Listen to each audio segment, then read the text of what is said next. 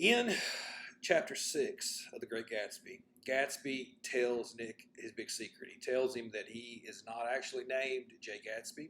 He is not from a wealthy family in San Francisco.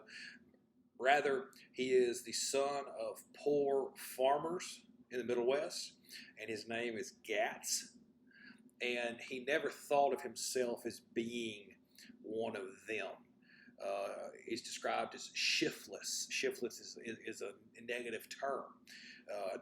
Not having goals, not wanting to rise above. Gatsby wants to achieve greatness, and being poor on a farm is not greatness. What's good for his parents is not good for him. So he starts relaying stories to Nick about how he got from,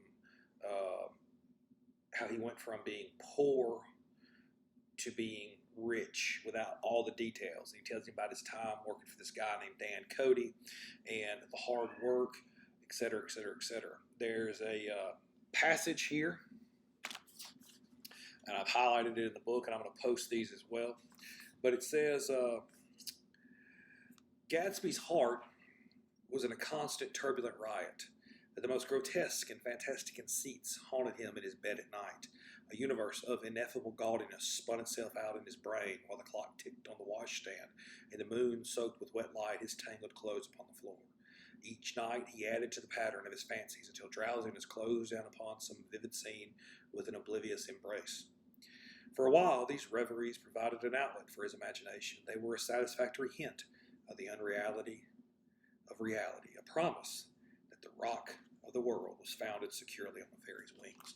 All right, so here he's thinking when he's growing up that he's dreaming at night all of these things that he can become, that he wants to become, and he will fight for it. Cody, he meets this Cody dude. Cody takes him around the world, helps him to become a gentleman. Gatsby started here poor. It says he talks about how when he went to college, he had to work as a janitor. He didn't like that because, the rich people were just going for free. It bothered him. He became a clam-digger. He was wandering around. He had all of these desires and this hard work ethic, but he didn't have a teacher. It's like in The Last Jedi. Yes, nerd. It's like in The Last Jedi, Rey is talking to Luke, and Luke basically says, what you need is a teacher. And that's what Gatsby needed. Gatsby needed a teacher. All right, so how does this relate to Invictus? Well, Invictus is a Latin word, and what it means is it means unconquerable or undefeated. And like I said, it was written by this guy named William Ernest Henley, and he wrote it after he had been into he had his leg amputated, basically. And he was like, I'm going to keep fighting. This is not going to get me down. I am unconquerable. I am undefeatable. It's a very strong word. Unconquerable. All right? Undefeated. Strong word. Invictus. Simple, strong, powerful. Dedicated, singular vision to one goal. And it's a simple poem as well. It's just a couple of stanzas, and it's not flowery. It doesn't have a whole bunch of vivid imagery or anything like that. It's straight to the point. I like it a lot. And again, the reason why I pair it with chapter 6 of Gatsby is because I want students to read this poem once you finish that chapter and see how Gatsby can be related more to everyday life. See the similarities that Gatsby and the guy in Henley wrote about. All right, so what we're going to do now is I'm going to read you the poem, I'm going to explain it to you, and we're going to go over our common lits. So please pull out your common lit. If you don't have it already, then please go and download it off the Web Search portal or on Common Lit. Here we go. It said that Invictus means unconquerable, strong. All right, so right up here, the author wrote this right after he'd had his foot amputated due to tuberculosis. Tuberculosis used to be a very deadly disease, lung disease, and it just like diabetes, it had lots of different effects on people, adverse effects. It's a simple poem, 4 stanzas. Let's read it. Then we're going to go over each stanza. Out of the night that covers me, Black is the pit from pole to pole. I thank whatever gods may be for my unconquerable soul. In the fell clutch of circumstance, I have not winced nor cried aloud. Under the bludgeonings of chance, my head is bloody but unbowed. Beyond this place of wrath and tears looms but the horror of the shade, and yet the menace of the years finds and shall find me unafraid. It matters not how strait the gate, how charged with punishment the scroll. I am the master of my fate. I am the captain of my soul. All right, so this poem is a direct response, intention of the author to show how he is going to react in the face of adversity. He had just lost his foot. And you think, well, that's not that big a deal. Well, in 1875, it was. And he'd had tuberculosis. He probably was on the near verge of death. What are you going to do? What are you going to do with this? You're going to get hit? You're going to lay down? Or are you going to get up? You're going to fight? I have a Rocky Balboa video link to the movie where Rocky delivers a very famous speech to his son in the movie. It's on the Webster Parish portal in the instructions, and if you're not part of the Webster Parish portal, then by all means, please just Google Rocky Balboa speech. It'll be the first one that pops up. And he basically tells his son, life isn't about how hard you get hit, whatever. It's about how hard you can get hit and keep going. You know, when you get knocked down, do you get back up? All right, so right here. Out of the night that covers me, black is the pit from pole to pole. I thank whatever gods may be for my unconquerable soul. First of all, let's start with the rhyme scheme. Rhyme scheme in a poetry means how, what rhymes. Sometimes there's blank verse where nothing rhymes at all, and then sometimes there's other different rhyme schemes. Well, this is an alternating rhyme scheme. Basically, this line rhymes with this line. This line rhymes with this line all the way down. So line 1 rhymes with line 3, line 2 rhymes with line 4, all the way down throughout. And it sets up a sturdy, confident, self-assured poem. The title, Unconquerable, straight to the point, powerful. Same way with the rhyme scheme here. And the meters, the meter is 8 syllables. It's just very, you notice how all the lines are basically the way it's short, to the point. There's no flowery imagery. This is just the way it is. All right, the night that covers me, black is pit from pole to pole. I think whatever gods may be for my unconquerable soul. Out of the night that covers me, this is badness. This is the bad things that happen to us, all right? He covers me. I deal with it. It's horrible. But I thank whoever made me for giving me a strong sense of spirit, of soul. In the fell clutch of circumstance, I have not winced nor cried aloud. Under the bludgeonings of chance, my head is bloody but unbowed. In other words, I didn't deserve what happened to me. Winced nor cried aloud. I didn't complain. Under the bludgeonings of chance. Chance means fate, luck. Bludgeonings means to beat something. So life, even though I didn't deserve it, has beat on me. But my head is not bowed. I'm not giving up. Beyond this place of wrath and tears looms with the horror of the shade, and yet the menace of the years finds and shall find me unafraid. Now he moves in here. So he's talking about here, life has treated me badly. And you know what? If I die, I don't know what's going to happen when I die. This is not, I don't want to get theological or anything here, but he's talking about here, I don't know what's going to happen when I die. So maybe it's going to be bad when I die. But you know what? I'm not going to be afraid.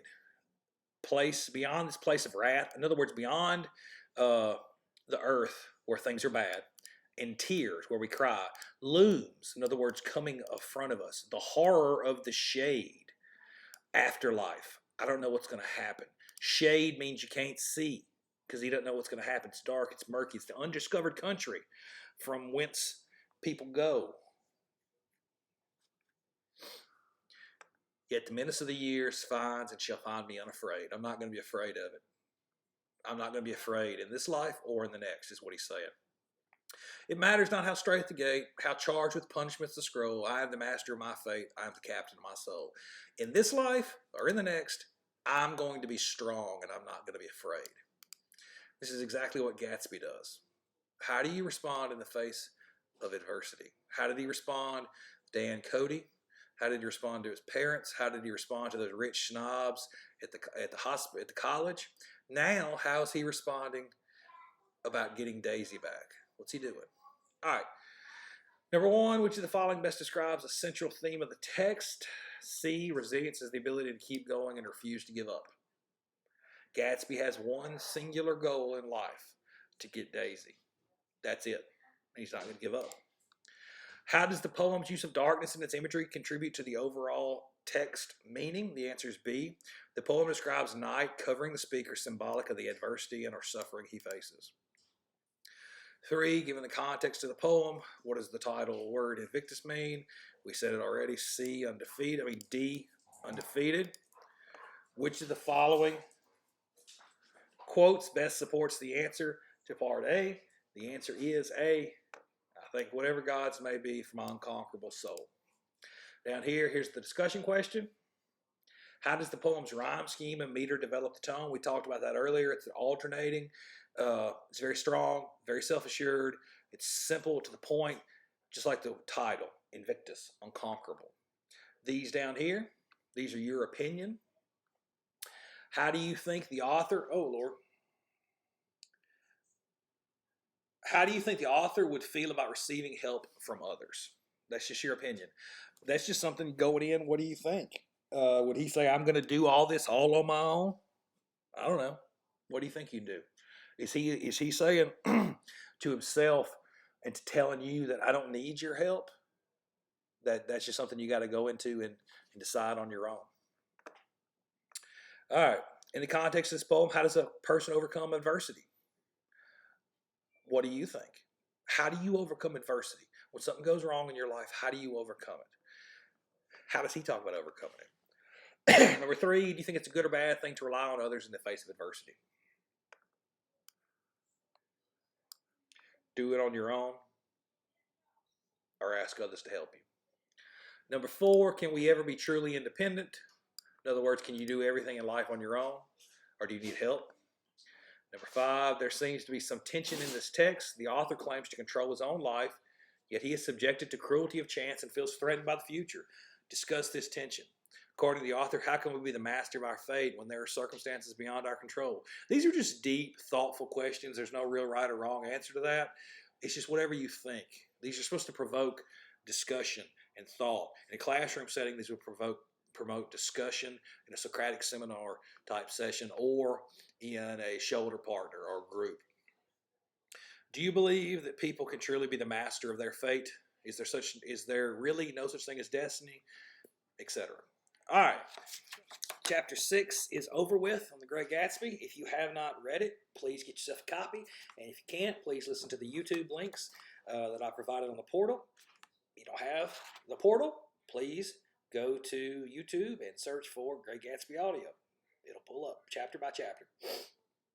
In Invictus, we can parallel the author of the poem with J. Gatsby and what he's thinking and what he's feeling and how he deals with the face of adversity. Gatsby has fought and fought and fought for this singular goal, which is Daisy. And it comes in chapter 6, the most famous line. I wouldn't ask too much of her, I ventured, which is Nick. You can't repeat the past. Can't repeat the past? He cried incredulously. Why, of course you can. Nick tells Gatsby, you don't need to put so much pressure on Daisy. Daisy, you can't just go and tell Tom that she never loved him. There's too much going on. You can't put too much pressure on her. And Gatsby is so consumed, stalkerish, obsessed almost, but he's, in a positive way, he's so consumed with this person that he loves and overcoming all obstacles in his way that he even says, I can change, basically time. I can change time and everything that's happened if I just work hard enough. And that's what he does. And he's in the face of adversity, he feels Invictus, unconquerable. He feels great, the Great Gatsby. All right, I'll see you for part 7.